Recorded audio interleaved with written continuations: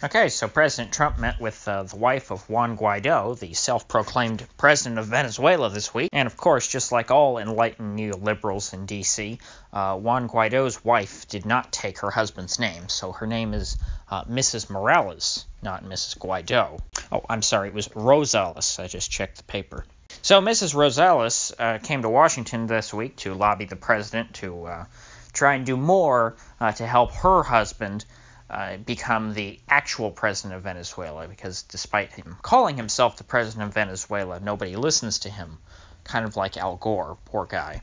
So Trump had a very friendly meeting with the woman through a translator in the Oval Office, and he still is acting as sympathetic as ever, and, you know, it's very strange, because I'm not used to seeing the U.S. use this much restraint when when the rhetoric has already ratcheted up to the point of, hey, we're going to take this guy out, but then they just don't go and do it. Because normally, before they decide to take somebody out, they, spend a few months, waging sort of a propaganda campaign or whatever, just like they did with Iraq and, Vietnam, and saying, oh, well, there's all these bad things going on, look at all this bad stuff, but then they don't actually do anything, or they won't say they do anything until they're ready, and they think that the American people are primed, and then they'll go, we need to do something, and then they go and invade. But here, they've been saying for quite a while now, oh my God, we got to do something, this is an urgent matter, like right now, but it's been, months. So as of yesterday, the president is still saying, oh, you know what, all options are on the table, which is a nice way of saying, hey, we still might invade, despite the fact that they haven't done it yet. Not that I'm advocating for that. That would be god-awful if the U.S. invaded Venezuela. It'd create a massive refugee crisis that would send people up through our southern border. It'd be worse than what happened it'd be about as bad as what happened in Europe because of the collapse of Libya and Syria. I mean, there's absolutely no mistake about it. If anyone is at all concerned with border security, the last thing you would want would be a U.S. invasion of Venezuela or a civil war in Venezuela or any sort of conflict in South America that could send refugees to the north. Because if there's, millions of people trapped in a conflict zone, they've got nowhere else to go but the U.S.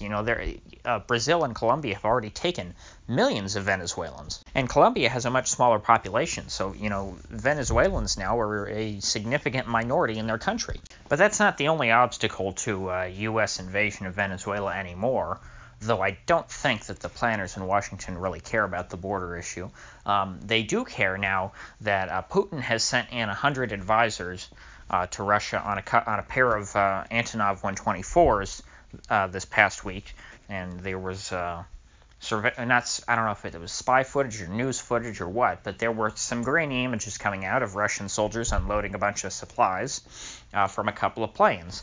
Now, again, that's not a lot of guys. 100, they're probably special forces guys. Normally when they say advisors, those are, they're not actually advising anymore. That was something that they did back in the Vietnam era. Now your advisors are, doing special operations raids and things like that, taking out terrorists. So Maduro's probably planning to use these Russian troops to try and take out some of the opposition in case things get a little worse.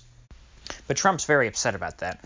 He, ironically, now is telling Putin and Russia, which, synonymous, he's telling Russia, don't intervene in Venezuela.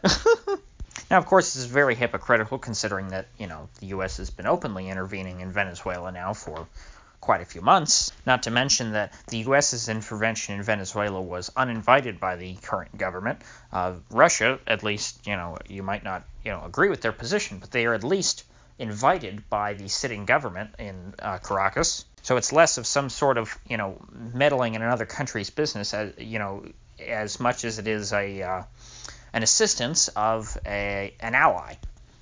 But those Russian troops present a problem because now they're getting in the way of U.S. regime change, not only in the sense that, they'll help Maduro by conducting whatever operations may further his ends as trying to remain in power, but also they're sort of like human shields because the U.S. can't just now go haphazardly bombing Venezuela, because if they kill a bunch of Russian troops, well, then Putin's probably going to have to react to some extent, and I don't think that the U.S. is looking to get into a war with Russia, as, hawkish as people in Washington are right now, folks like Bolton and Pompeo. I think they still understand that getting into a war with a nuclear power is a bad idea.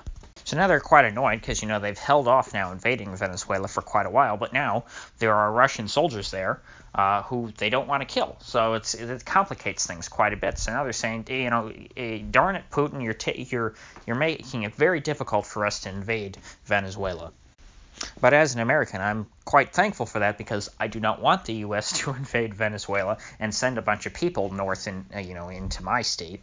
But the Sentinel of Lucifer himself, Mike Pompeo, also came out this week and urged, through his counterpart Sergei Lavrov, urged Putin to get out because you're obstructing U.S. regime change in Venezuela, and this is not something that we are very happy about. So hopefully this will be enough of a deterrent to keep the U.S. from invading Venezuela directly.